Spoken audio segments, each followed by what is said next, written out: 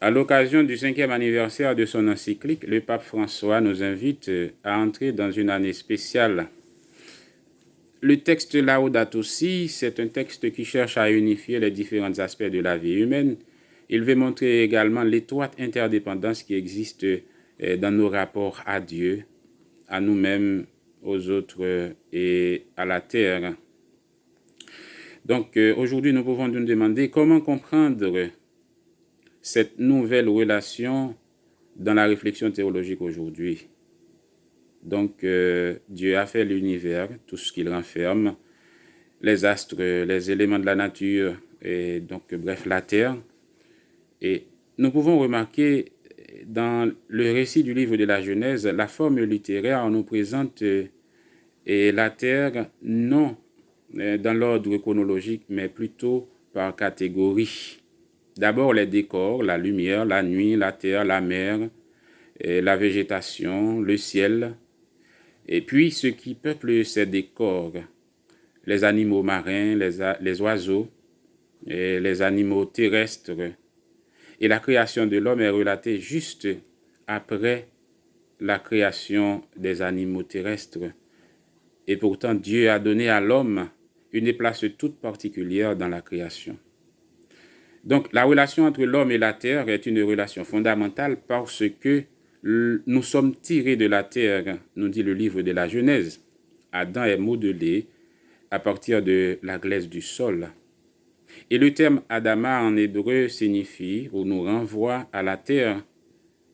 Et aussi, dès le début de la création, Dieu bénit l'homme et la femme en leur disant de remplir la terre et de la soumettre. Donc, la terre, c'est l'œuvre de Dieu, ou plutôt c'est l'œuvre d'amour de Dieu, mais il l'a confiée aux hommes.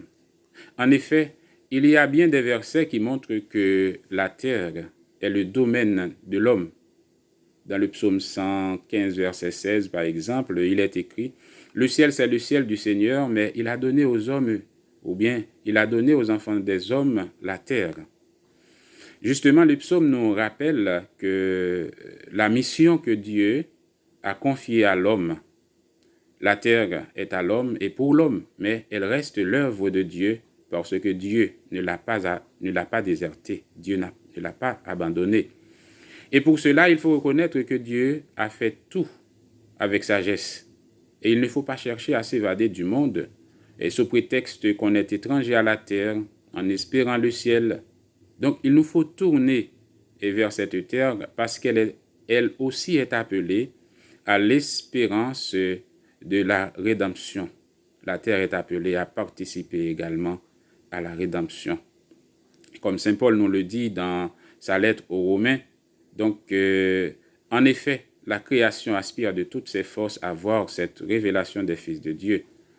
Dans cette perspective, des versets comme par exemple le psaume 85, verset 12, nous dit « La vérité jaillira de la terre » ou encore Isaïe chapitre 6, verset 3, « La terre est remplie de sa gloire ».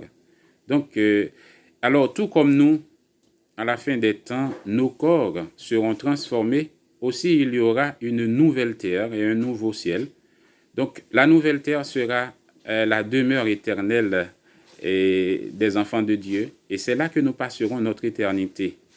Et le pape François a bien dit, la terre est notre maison commune. La terre, c'est notre patrie commune. Donc, prendre soin de la terre, c'est prendre soin de notre propre maison.